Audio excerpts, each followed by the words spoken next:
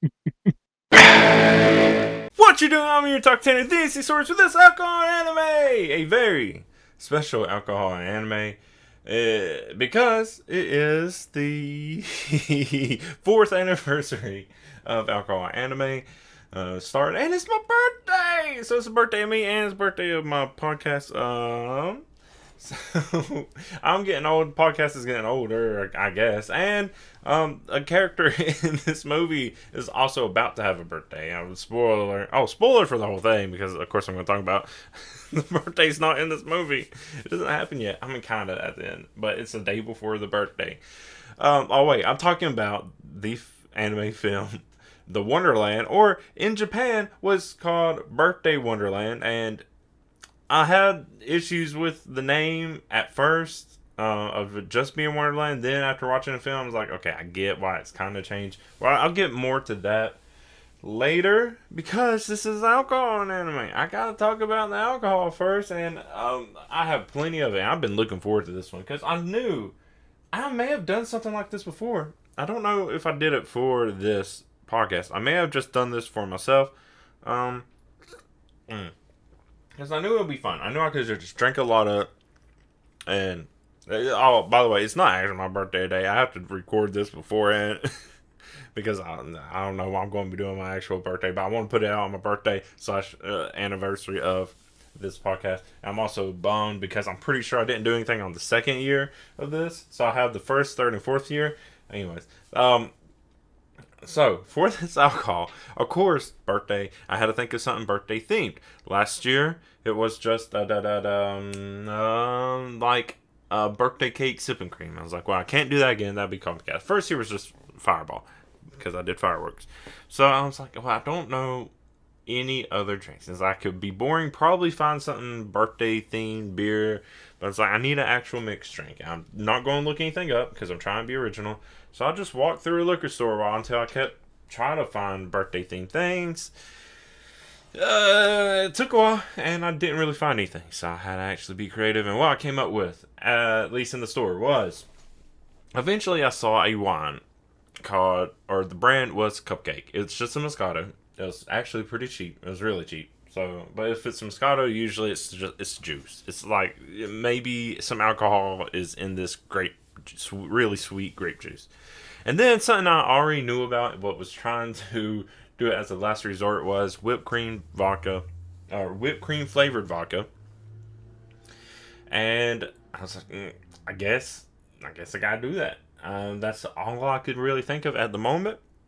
I could have maybe put some.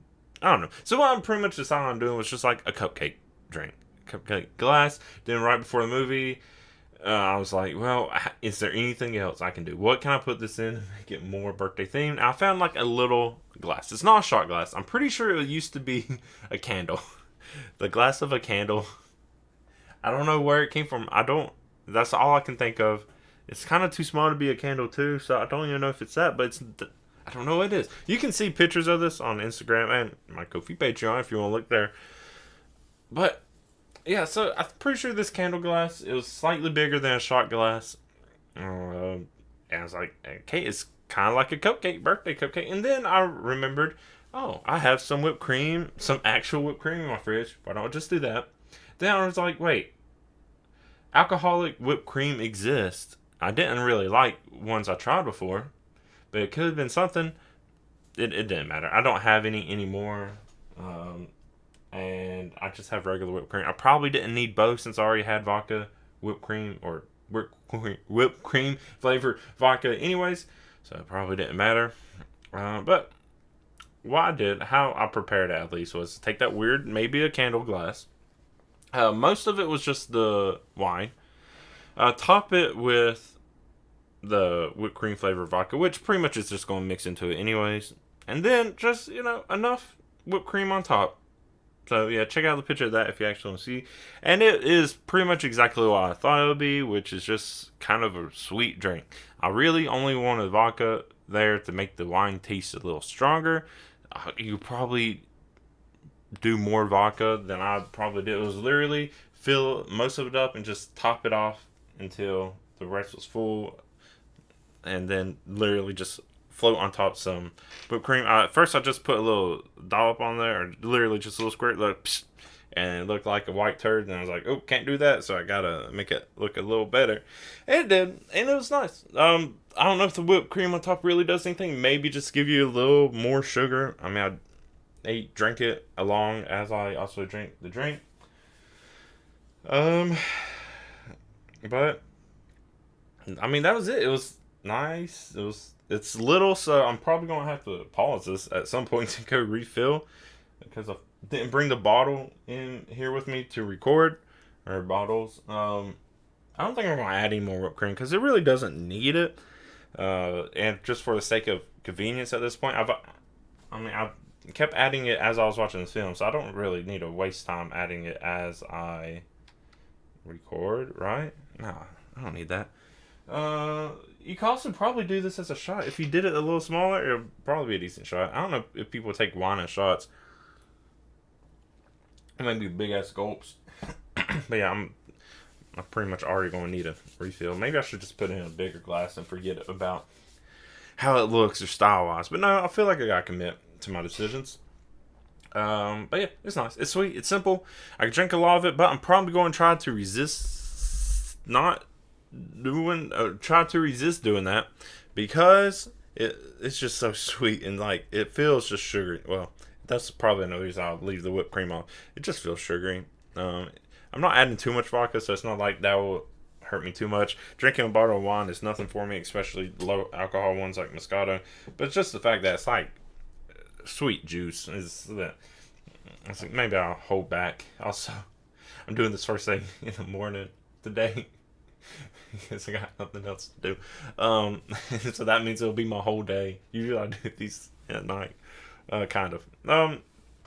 Anyway, so that's the drink. I think it's just going to be a wonderful alcoholic cupcake.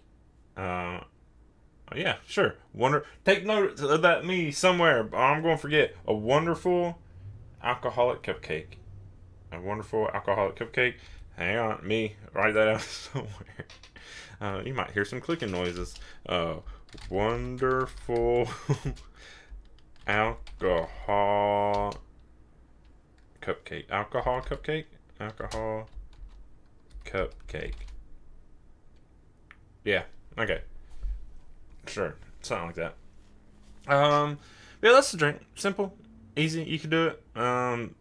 If you want to be like, do I really want a bottle of cupcake or not cupcake? Yeah, if you want cheap wine, this wine's decent. If you want a bottle of whipped cream flavored vodka, that'd be your decision. I probably could have got a smaller bottle. But I'm going to drink it regardless. That's the thing, is it's easy to drink even if I don't care that much about it. So it's like, if I just get the urge, I'm like, okay, it's better than the tequila that I got for my previous episode. Anyways, that's it. I don't need to ramble on about the drink anymore because I might actually have quite a bit to say. If I'm looking over my notes properly, yeah, I probably have a lot to say. So, why don't I just get on with it? Ooh, okay. So, watching experience. It's kind of already went over that. It's a special episode. Normally, I do episodes last Thursday of the month. Thursday of the month. But last Thursday of July was going to be literally the last day of the month, which means the 1st of August, which is when this podcast started, where I'm going to put this episode out, would be the very next day. So I put a little space in between because I want to make sure this comes out on the actual day. But it's my birthday. I already did that. So I went looking for any other anime film that seemed birthday related, and this one came up eventually. Luckily it was also on Crunchyroll. It's originally called Birthday Wonderland, or Basude. Is that right? Yeah, that's right. Basude Wonderland. Wonderlando.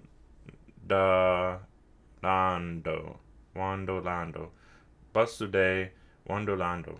Okay, but for some reason in the U.S. version, apparently the U.K. version is the same too, but the U.S. version is just changed to Wonderland. And I have my theories on why they did this because Birthday Wonderland is nothing, and you think, oh, well, if you're going to have a brand new film, then you want it to be something that's more original. But that doesn't work in the U.S.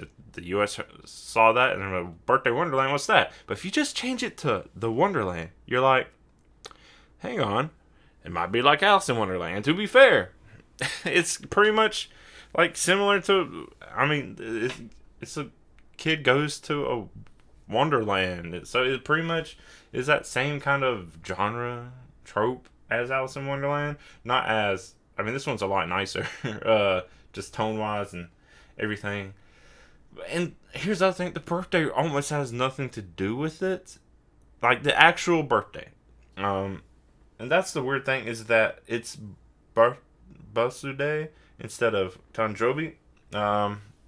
Except I guess they just want a English sounding title. So I don't know why any of this was changed because it's based on a 1988 children's story called Chikashitsu Kara no Fushigi na Tabi, which translates to Strange Journey from the Basement by Sachiko Kashiwaba, which that makes a lot more sense than Birthday Wonderland. But I guess you can't keep the exact same title. I don't know. Or maybe it's literally just based off the idea, but isn't that probably just based off of Alice in Wonderland? Who knows? The whole Wonderland thing kind of starts getting overdone. I mean, there's Borderland, Alice in Borderlands, which, great show and manga too. But same kind of concept, and that one's even more brutal. But, yeah, this one isn't as bizarre as Alice in Wonderland or Alice in Borderland. It's just kind of nice. Really, there's like a little bit of like, oh no, something bad might happen, but overall it's like, okay, it's pretty chill. Like, it's kind of just nice. I'll get to that when I go over the movie. So this originally came out in April 26, 2019. Apparently, I did go and double check to make sure this is right, kind of, as best as I could. This was the last Japanese film to be released in the Heisei era. Apparently, it came out days before the Imperial transition in 2019. So that's interesting. Kind of a whole nother like birthday kind of thing, but for like Japanese era, if anything. So I literally saw that right before I started recording. So went down a rabbit hole with that. Kind of started a little late on recording.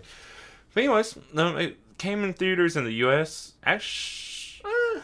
on January 31st, 2020. And let me think. I missed this. I don't know if I ever knew it was in theaters then. Because I was definitely watching anime films by then. This probably would have been one of the last ones I would have saw in theaters before eventually Mugen Train came back. Because, it was COVID era. This was like right before the U.S., or some people in the U.S. started realizing, the COVID pandemic is happening. I think I may have. I don't know. Here's the thing. Because in the beginning of February, I don't remember the exact day in February. Maybe it was the very end of January. When I went to the Philippines for a month. It was either the very beginning of February or the very end of January. I don't remember which.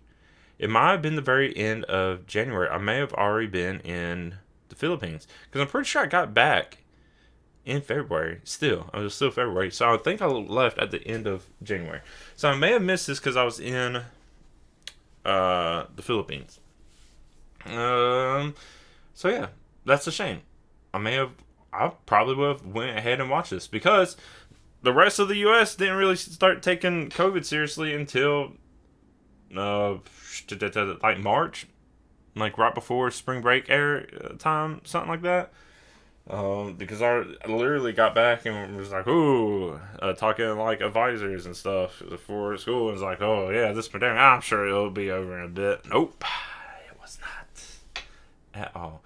Anyways, so from what I could see, this came out on Crunchyroll in December 2022. I think December 23rd. I don't know if that's exactly because they don't really like to give me exact dates. I might be able to look it up more closely.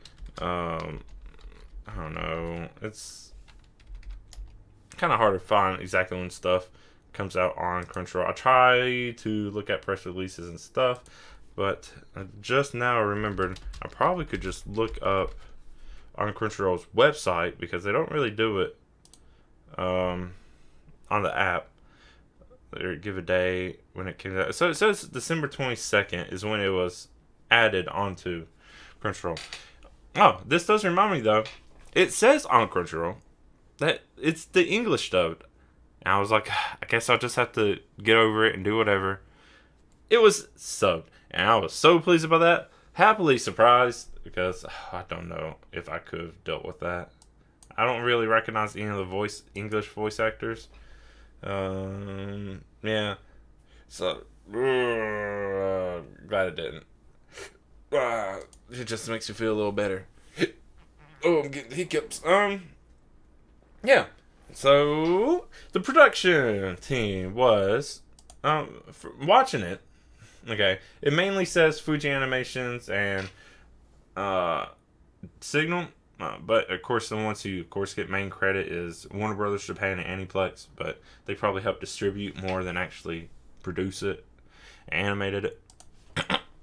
The screenwriter, is Miho Maruo. The director was Keiichi Hara, and music by Harumi Fuki.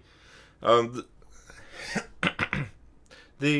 can't, of course, compare it to the book because I haven't read it. But I can at least say the music was nice. It was nice when it was there. It wasn't overbearing.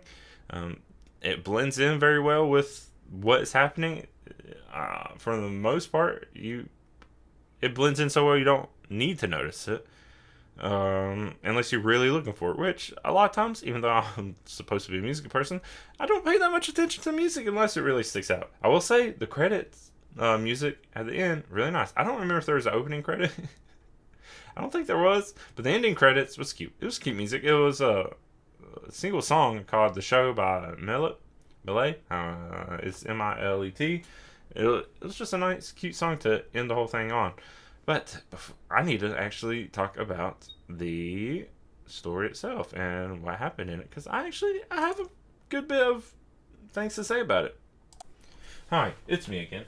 I know it doesn't seem like I went anywhere, but I did go and refill my little glass like I said I would. And I took a look at the cupcake bottle, and actually, it is a kind of wondrous little wine. I want to go back, which I don't normally do too much, but to the alcohol part of this podcast before I move on to my actual notes. This is a wondrous little wine. It is actually from, I thought it was just some little cheap whatever place in the U.S. It actually is an Italian wine with a lot of flowery notes, and a lot of them. It just sounds so nice now that I look at it, and it explains why it tastes better than I expect. I'm still adding whipped cream vodka in it, so maybe it's not that great and how I'm drinking it, but it was still nice. Anyways, I just want to add that before I talk about it, because it is kind of a wondrous wine now. I don't think there was any cupcakes in this. Not that I remember. There's cake eventually, but I don't remember any cupcakes. There were flowers, and am I going to get to that point in a bit? Okay, so let's jump into talking about what happens in this film. I mainly thanks to this film. Okay, mainly because someone was asking me when I was talking about doing this, was asking me, what's it about, or how long is it? And I was like, look, I'm not a good podcaster. The words I said verbatim. I did not look up how long it is. Definitely didn't look up what this is about. I picked this film based on the fact that it had birthday in the title and nothing else. And damn, I'm dumb. But it doesn't matter too much. It did have a birthday, and it still fits the theme I was going for regardless. Anyways, what it's about is this kid named Akana, about to be birthday, somehow ends up going on a Wonderland. I don't know if the land has a name. It might just be Wonderland. I don't remember ever saying anything about it. But goes to this land and needs to help save it because I don't know if this is in the description. This is what I'm remembering pretty much. This world's going through a drought, and Akane needs to save the prince in order to perform a ceremony to help fix this extreme drought.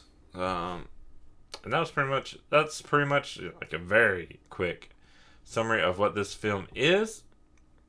But yeah, it's a lengthwise, because that was another thing I didn't look up beforehand. It's almost 2 hours. I think it was an hour and 55 minutes in total.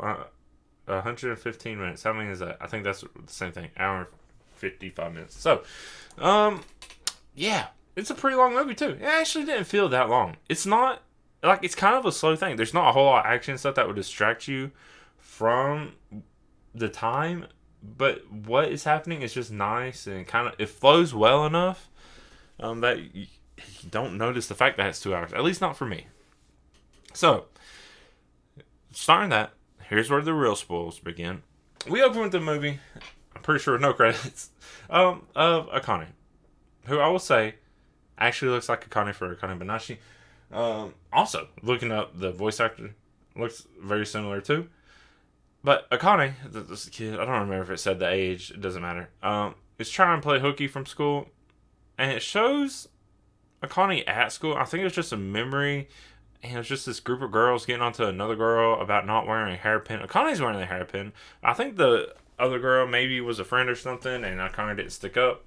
I don't know.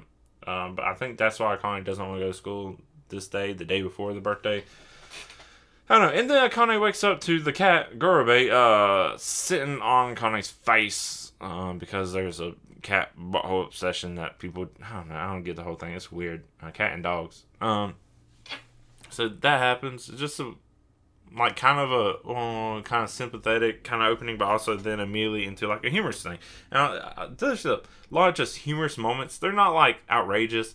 They're kind of, some of them are more obvious, but a lot of them are just like, not necessarily like they're quick wit, but they're just like there. They're just there. Like a humorous moment. It's like, oh, it's just a humorous tone. I don't even know if I would say moment, but there's humorous tones that like get presented. Not like they're just out of nowhere or anything. It's just how it is.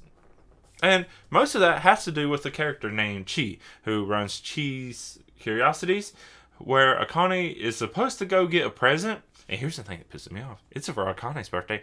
Akane has to take flowers to Chi for some reason. And, if you don't know what August 1st is, aside from the anniversary of this podcast and my birthday, it's also Girlfriend's Day. So, that's, when this hit, I'm like, having to give someone else flowers on your birthday, I have been there, and it has caused tension. Only once has it caused tension. Then it became a joke. But, ooh. Yeah. My birthday. Anyways. So, while Akane is checking out Chi's Curiosity, who just sold a crystal lamp thing to some random person, Akane's looking around, gets hand stuck in like this handprint on a rock slab.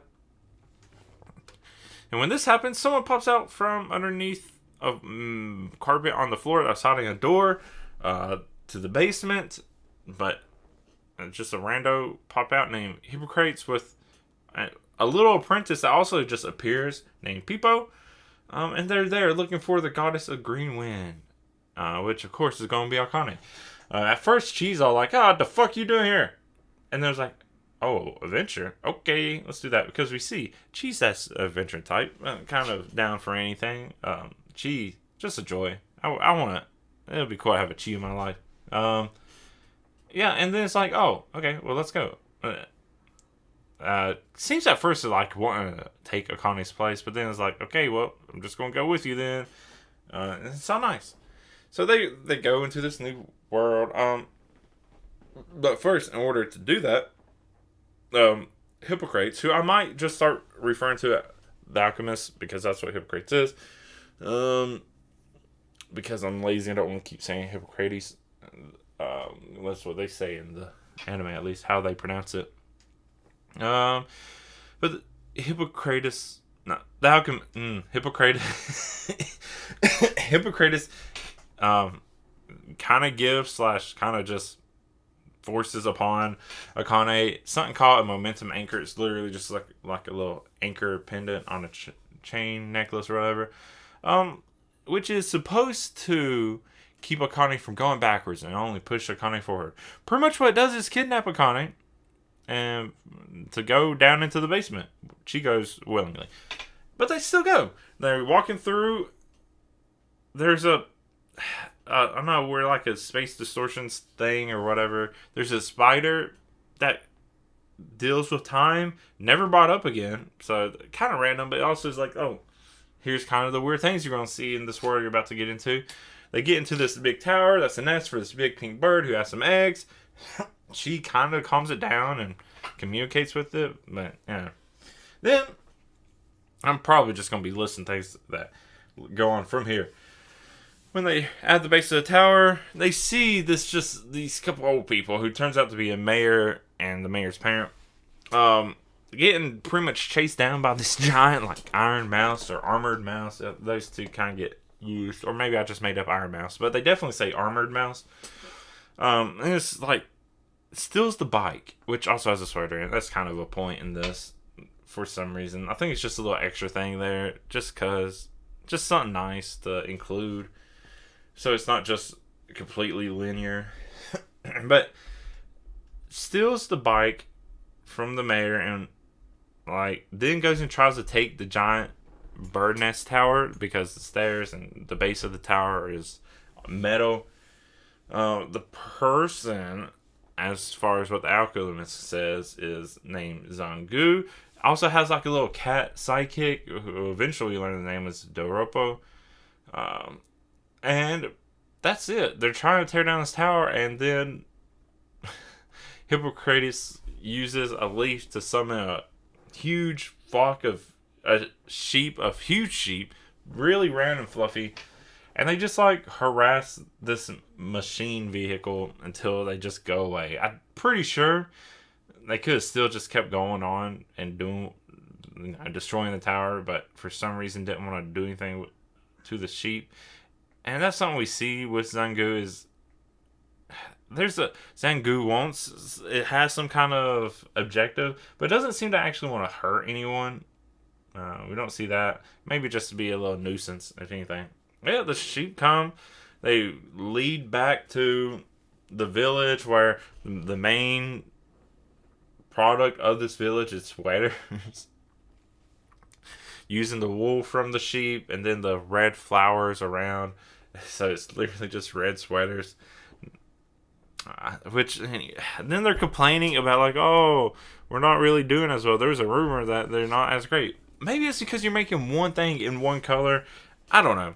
But the mayor's mom is really desperate to get a sweater to this festival called the Sakasa Tongari Market. It's a contest for sweaters. So weird and random, and I think that is supposed to be the point. I don't know. But also, apparently, the world is losing color. It's dying / drying because they just need water. I guess it's just not raining any. And because there is water. I guess it's just not raining is the problem. And I'm going to get to that in a moment, too.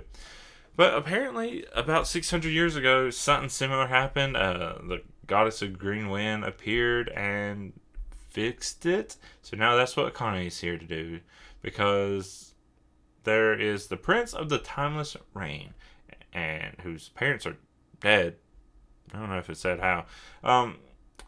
And then there's a wizard named Kamadoma. Well, at some point, the prince has not really been seen, was sick or something. I'll just tell you what eventually see is turn into like a iron doll or whatever. And then Kamadoma, the wizard, has been asleep for like the past year, I think it said, because it was also awake for 3 years before that doing something. I don't know. And nobody can fix either of the two, so things have been drawn out. They need the prince to come and wake up and do the drop mist ceremony. But no, everyone's freaking out. So now that's why Akane's here to fix that problem. So during all this, we cut back kind of frequently to Zangu. It's pretty much the same thing for the most part what Zangu's doing during these cutbacks, and Zangu and the Ropo pretty much just terrorizing the city, but everyone seems used to it. They're of course not happy with it, but they're not doing anything to retaliate. They barely react really, but they just need metal to make something. And I think the something was a cannon, but we also see at the same time, unless I missed that first, there's also these weird like wing things. But I think it's eventually just used to help shovel and go through snow when we see later, but they look like wings. So that's mainly what we see when we cut back. It doesn't add too much. We probably could have just had one cut back, but I guess it helps with transitions. And then there's also another note, and it really makes no difference at all. I don't know why. Because here's my thought process was, there's a wizard and alchemist turf war, and when it said that, I was like, oh, what if the wizard Kamadoma isn't actually asleep, but is actually Zangu? And as it kept going, and I think this was intentional. I think it's trying to be misleading, because eventually there's a village run by cats, and Zangu's side cat is a cat, and the same place where the wizard was supposed to be from. So I think it was intentionally misleading us. It's not obvious about it, but if you're like me and you're trying to figure stuff out, that's what you kind of start rationalizing. So there's that turf war. So Hippocrates is kind of hesitant to do anything for some reason. It really makes no difference, actually, of this whole turf war thing. And I think that was just a label Chi gives it, and maybe that wasn't accurate, and that's why Hippocrates kind of gives like a look about it. But their plan is to drive to the castle, so Akane can help the prince, and on the way, drop a sweater off at the market for the mayor and the mom, because why not? There's like a side quest that pretty much doesn't matter at all, and I love it. And it also is just like, what's the point? It's another kind of humorous thing, but I'll also say there is no way. I mean, of course, at first I was like, oh, okay, they were just going to drive this little bike there. There's no way they were making it this whole way. A mayor and a very elderly woman who seems to be on deathbed trying to make this sweater. You were going bike all the way there? I mean, most of the movie is just their kind of journey to get there. I don't know. That was wild. It's like, you were going to die. I don't know what you expected. Unless you also have some kind of other powers I didn't know about. But they leave. They get like these big fluffy coats, sweater things. Also, pretty much a whole like pink woolly snowsuit to help them. So they go from what was that? What I was saying? Oh, they go from like this pretty driving scenery to where it starts getting cold, and then they're caught in a sandstorm. They don't ditch the car. No, they're literally driving. I don't know if I said that. They're literally in a car. There is some technology like that in here. I mean, I guess we probably could figure that out with the giant, like, armored vehicle tank thing that Zangu has. But yeah, they have literal cars that they're just driving around. And so they stop in the sandstorm. Get out of the car, which I guess for safety reasons, you don't want to be flying around in a car. I thought it was going to be a lot worse. But no, they go up against this rock that kind of protects them from sandstorm. Just huddle down. The car flips over once, still stays, which I guess would have still been bad in it. But gets enough sand in it that it takes like another bit of time, like the rest of the day or something, to fix it and get running again. I thought, oh, that's it for the car. Bye-bye. No, it was still running. It was still there. It's just a little delay. Oh, yeah, they keep going regardless. They eventually reach this dirty snow town. Dirty snow town. Not that the town itself was dirty, but the snow for the town was dirty. And I think that's an important distinction to make, because in a place that is lacking water, if you have snow, you're like, oh, just use all that snow. But if it's dirty snow, then you're like, oh, you can't use the snow for water because it's dirty. Anyways, Hippocrates gets here, just throws his name around, looking to get things for free. It kind of works, and then it really works. And then this is when the quote, the thing that makes, I don't know, Chi my favorite. I'm taking a sip. Cheese drinking, fuck yeah. Cheese cool. Always get immediate like respect attraction to these types of characters. I don't know why, but yeah. Cheese drinking, and at one point when Arcania puts out about not drinking too much, Chi's like, no alcohol, no life. Fuck yeah, you rock, Chi. That's what's up. That's what's up, Chi. How you doing? Anyways, and then somehow, even though we last saw Zangu, because you remember it was going back and forth in that same town, just terrorizing, stealing metal. Zangu shows up here, and this is when I see the Iron Mouse has wings. I think it's just to shovel the snow, and just pops up here, gets food and water, very threateningly. Also throws his name around, which also works, but in a different kind of tone. And, like, leaves, so it doesn't do anything else. Someone does get kind of stabbed with, like, a big piece of wood, or in the hand with, like, a big splinter. But besides that, everyone else is fine, doesn't do anything else. And that wasn't even intentional, but... And then we finally see Zangu's plan, because Hippocrates confronts them, and the plan is to blow up the well so the water can flow again. Which makes sense to me, honestly. Maybe the whole time the royalty or whatever was just hoarding all the water and not letting others have it. I think this is something that's happened in other things. Like, it's a thing that actually happens with dams and whatever. But this time a well. Yeah, I can think of a couple examples in my head. So it's like, yeah, it's harder to distribute water if need be, but also restricts those that maybe wouldn't have access to the distributions now. But yeah, then, that all happens, and the cat, Doropo, turns the alchemist into a fly, and he's like, oh, you turn back right away. No, the alchemist gets to stay a fly. I love that part. That's where a lot of the humor comes in, going forward. And then here's the biggest part in this whole thing that made no sense to me. They just leave. They leave without knowing Hippocrates is a fly. They're just like, I don't know. Must have just went on without us.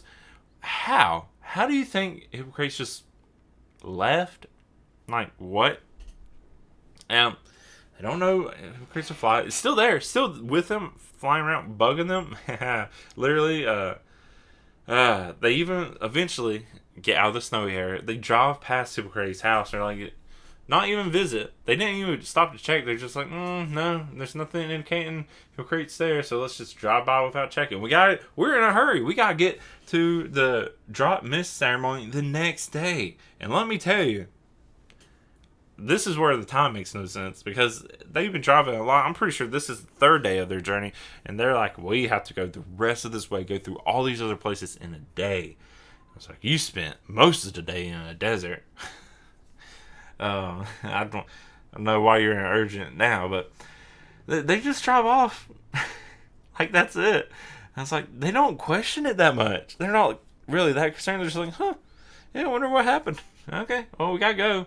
And, like, to be fair, maybe Hippocrates is that great that he could either get there first or just take care of himself. I don't know. But as they're going, they're, like, just passing through. Most of the terrain is, like, okay. They're, like, driving on cliffs. There's one point where they're looking at a map, and the Hippocrates is trying to help point out places on the map as a fly. And you can tell because it has a mustache. The fly has a mustache, which gets pointed out later. Not yet. At first, they're just trying to squish the fly. But they go around cliffs. They go on like a rickety rope bridge. Eventually, they go on like an actual stone bridge. And then they drive off the stone bridge. Maybe there was a lot more humor in this than I actually realized, because when I'm thinking about it, people are a little freak. So they're driving down this stone bridge. uh, they're so, they're driving down the stone bridge, and she sees that it's about to end, and she tries to go and stomp on the brakes, but people is there like covering the brakes, like and she literally steps on them, and I swear, people looks like this is the actual climax of the movie.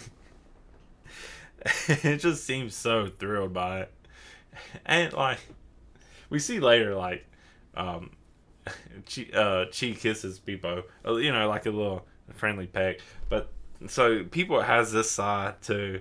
It's not like completely perverted like you normally see in like the little tiny sidekick apprentice characters, but this is definitely like at least a reference to it. And just thinking about it, it's just like, fuck. It's so fucking funny. Anyways, they drive off the bridge because Peepo covered the brake. And they land on a giant lily pad. They use some kind of moisture from the lily pad to coat themselves. That way they can jump in the water. Because, they're going to have to swim the rest of the way. No. They could have stayed in the car. They just decided to jump in the water, swim with some giant koi / goldfish, and then the other fish help move the lily pad that the car is on just to get to the other side. So that happened. There was no point. It's just to keep showing the wondrous part of this world. And dang, my cheeks hurt. Oh, that's so dumb. Like just thinking about it, it's just so funny to me. Eventually, Peepo points out this fly has a mustache. That's funny.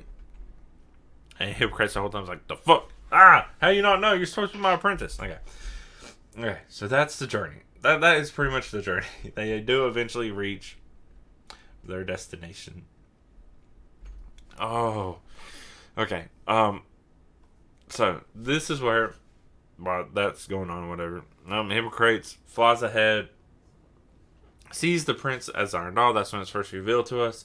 And we also see on the wall a photo looking exactly like Akane. Maybe the hair's a little longer, but exactly, pretty much. And it's like, if you look even closer, you probably could make some even more detailed analysis of it to see who it really is. But yeah, so we finally get to the Sakasa festival or market, or at least the city it's held in.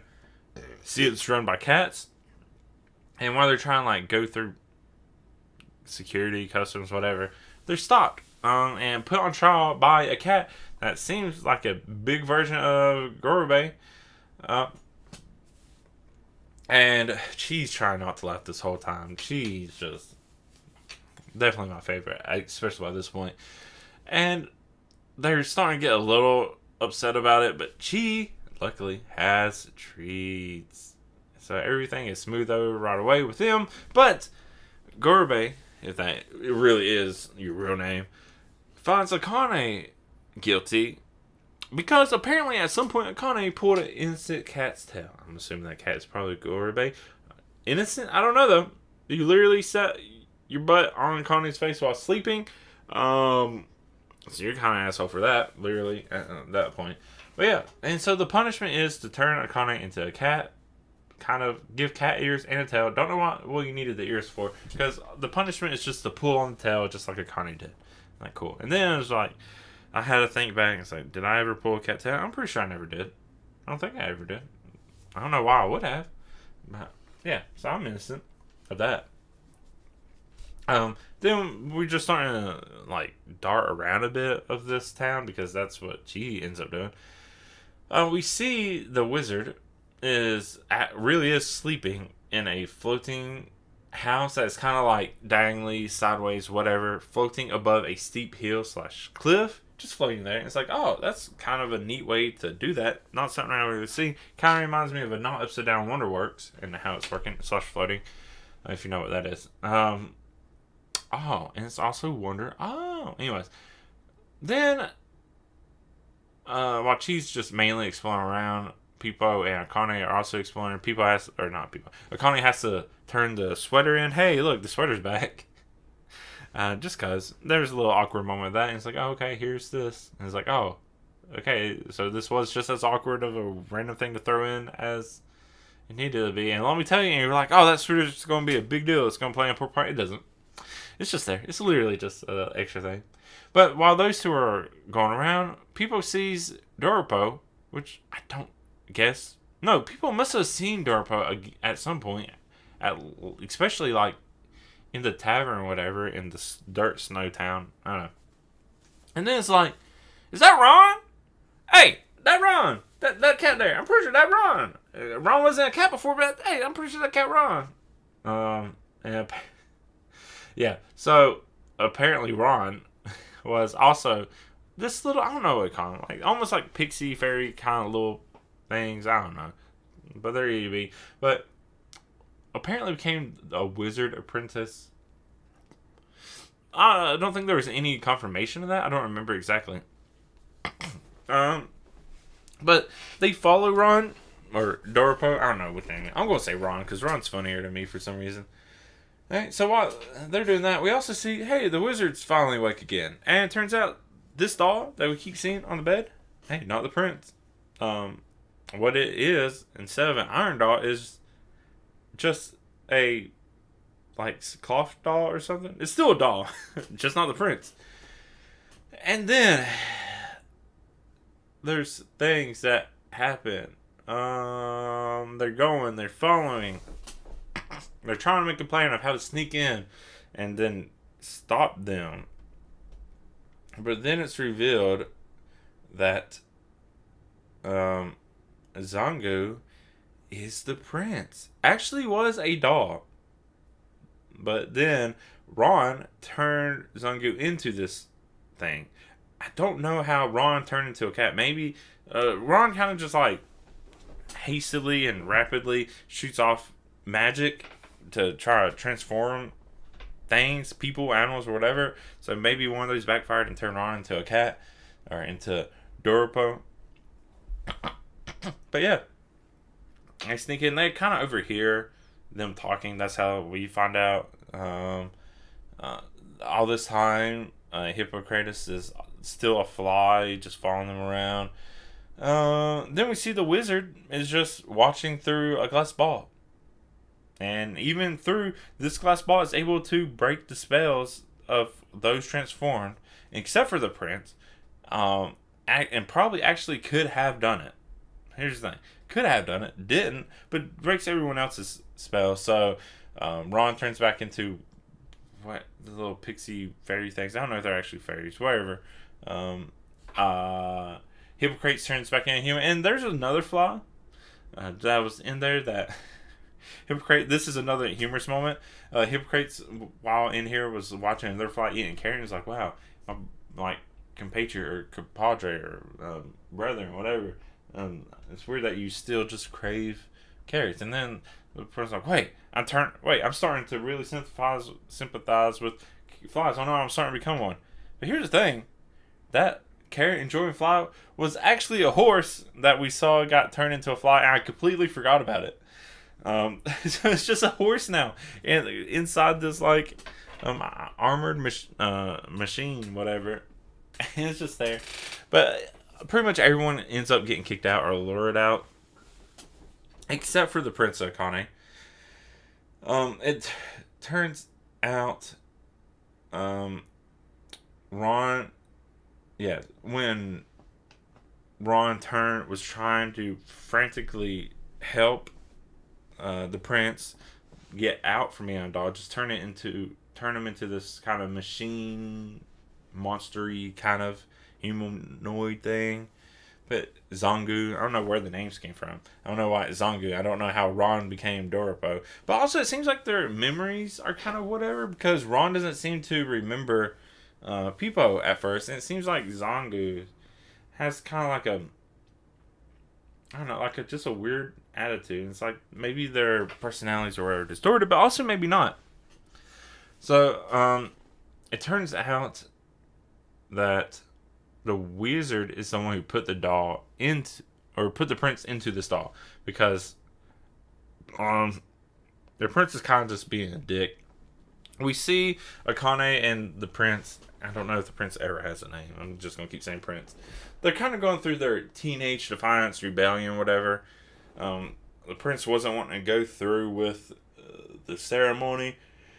And it was kind of just, I don't know, just being a kind of asshole teenager, which is kind of typical that we normally see. And Akane's kind of doing the same thing of running away from wanting to get older from the birthday and all that stuff, dealing with other people. But honestly, not the same level of responsibilities between the two. But hey, whatever. But then with Akane, eventually breaks out the Talk no Jutsu and it breaks the spell. It's that easy. It really is. And then they let the shine bugs go. I know I haven't mentioned them because they have no real point. Don't know why. There's at one point one of the shine bugs dies, and the prince is like, "Oh, one died. That's a shame." And Ron's just like, "Well, we only need a couple." Anyways, and then the prince gets mad about that. But then they let them go, and I don't remember them making any point at all. They weren't used for anything. I don't know. I was like, oh, maybe they're part of the ceremony, but they weren't.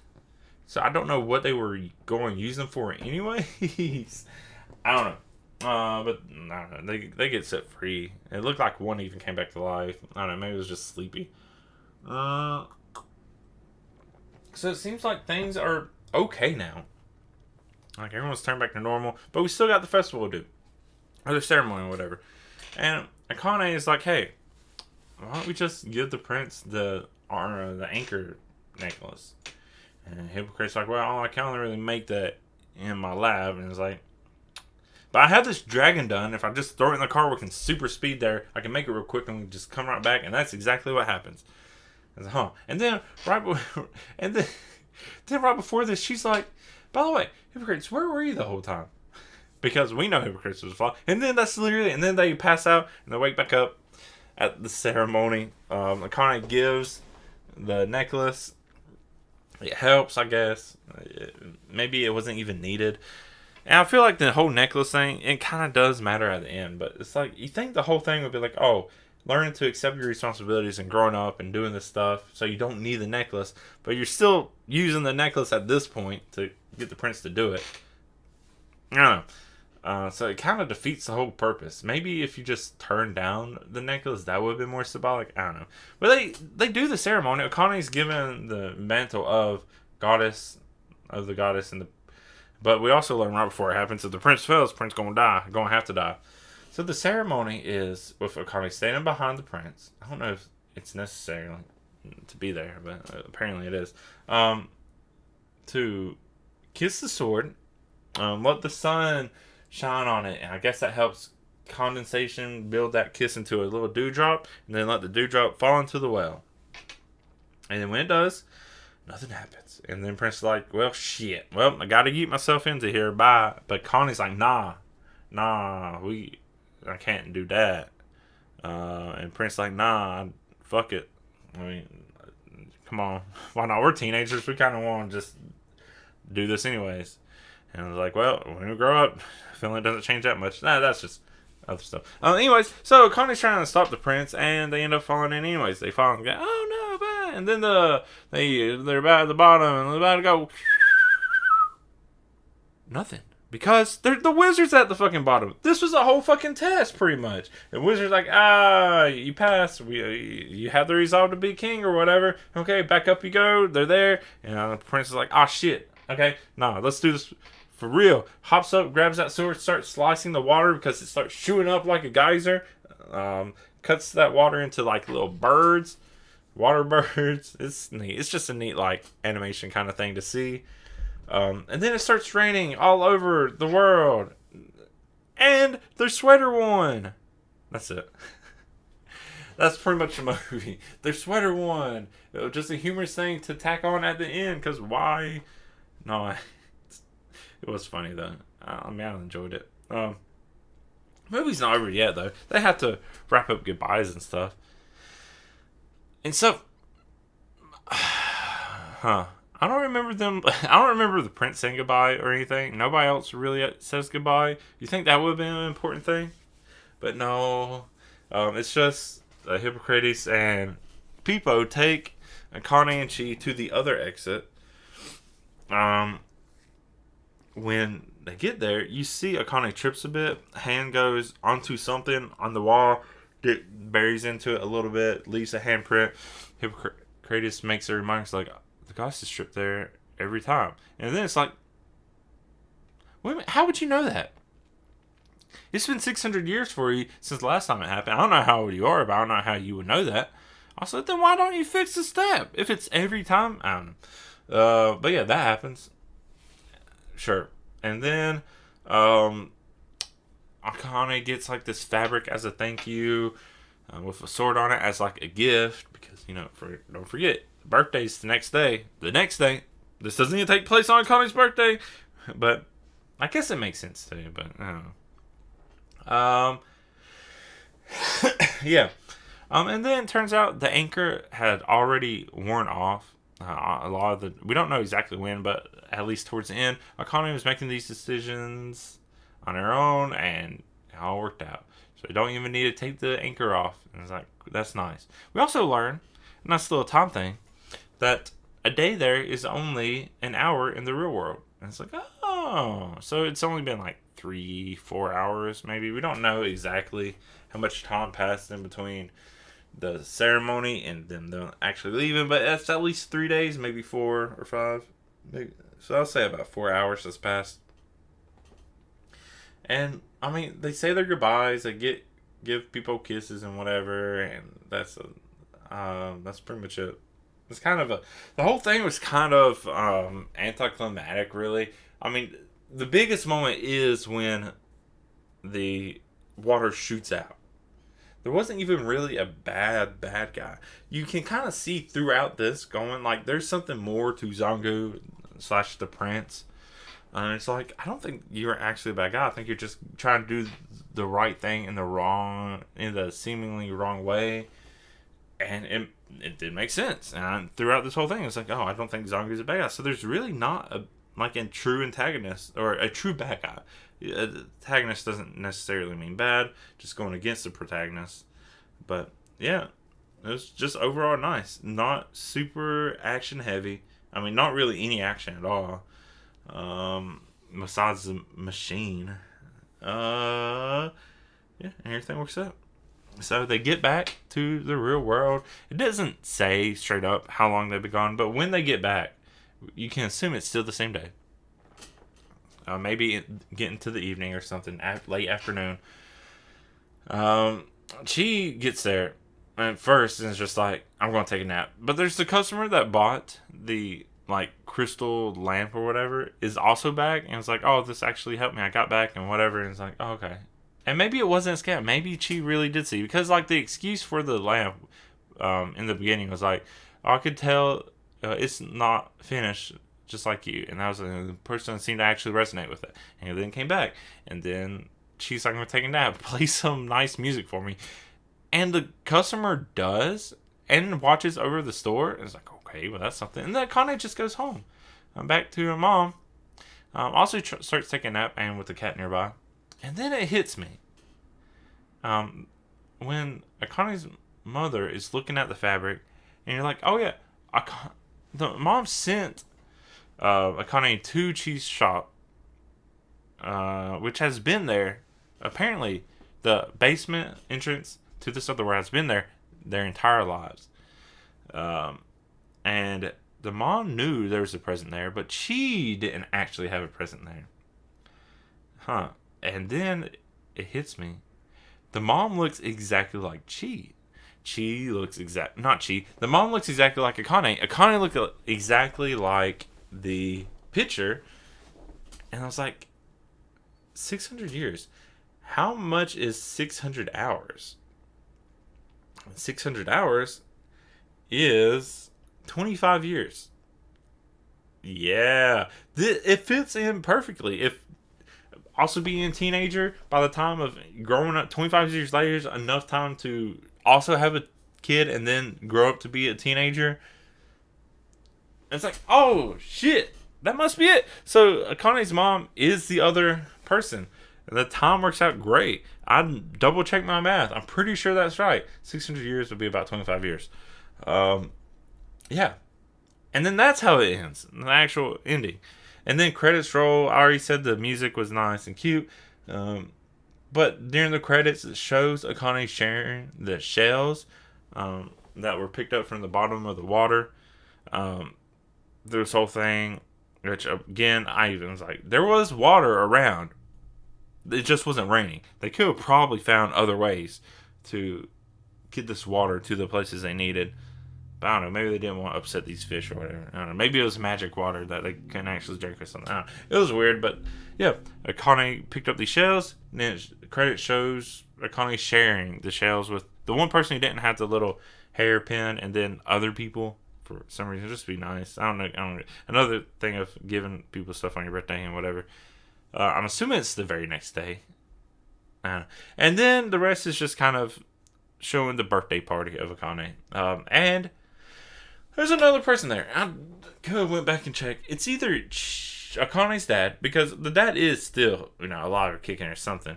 Because Akane mentions wanting to go back to both the parents. But also, the person is hanging close to Chi. So it might be the customer. And I hope it is, because that would be fucking funny. If this whole thing is how she ended up also getting like a boyfriend, because it's brought up to Akane a couple times about getting a boyfriend or whatever. You have a crush or blah blah blah. But we also see Cheese along pretty much this whole time, and it's like, did she get with the customer? It's like, oh, that'd be funny if it did. But yeah, and that's it. That's the movie. It ends. The credits end with a nice little picture of Akane and the cat with the cake. It's like, oh, that's nice. And it was. I enjoyed it. Now, I don't know if I would say it's like one of the best anime films I've ever seen, but it's definitely like just a nice little thing. Maybe it'll be a nice thing to put on a kid and just let them go through this little journey. There's nothing too intense. Maybe just like a little background film if you're just wanting to do something, and then also watch this just to have something nice playing in the background. Yeah, it's better than Your Name. Yeah. So it's nice. There's not a whole lot wrong with it. I like the pacing of it. I didn't feel like stuff was too rushed. I mean, for these road trip things, if you're trying to stuff in a movie, that's can be hard to do without making it feel too rushed. And like, obviously they just like pass through things, but it didn't need to show everything. It just needed to show how wondrous this world is, and I think it did that perfectly fine. I thought we would spend a little more time in Hippocrates' house or that village or whatever. They don't. They literally pass by and then zoom there just for a moment. But it's fine. It works out. And it feels like there's still a whole world out there that could do something. But also like, well, there's also not really any bad things. What happened last time? Is it also just Defiance teen hormones getting the best of them and they just need a girl to come and sort them out? Is that it? I mean, because it seems like what happened probably last time, but 600 years ago, that's a whole lot of generations. I think they really overestimate how much time that is, especially if it's just 25 years and other. But I guess I had to think of something. Yeah, that's it. I enjoyed it. It was nice. Nothing too special, but also nothing wrong with it. I'm glad I found this and I could do it for my birthday. Now I gotta figure out what I'm gonna do next year. But it is also also kind of just a special episode number because this will end up being episode 52, which would be a whole year of weekly podcast episodes. If I actually did it, I only do it once a month, but for the most part. But this is the 52nd episode, and that just feels special to me enough to mention that. But this was a ride. It was some things pop out more to me, and it just amuses me. But I enjoyed it. And I hope you enjoyed it too. Hopefully you already watched this before listening to me. I think I gave you enough spoiler warnings this time so that you had your warning. But I guess that's going to be it for me talking about the Wonderland, or Birthday Wonderland. Let me know what you thought. If you've watched this before, if you haven't, That's always weird if you haven't and you still listen to this point. But if you have, let's talk about it.